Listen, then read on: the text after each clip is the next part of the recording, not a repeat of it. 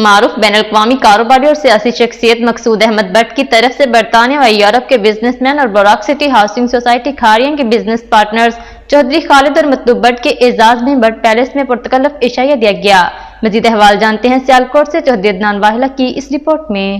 معروف بین الاقوامی کاروباری اور سیاسی شخصیت مقصود احمد بٹ اور ان کے صاحبزادگان نے چودھری خالد اور مطلوب بٹ کا بٹ پیلس پہنچنے پر پھولوں کے گلدستے پیش کیے، جبکہ معروف سماجی اور کاروباری شخصیت مرید احمد بٹ نے خصوصی شرکت کی۔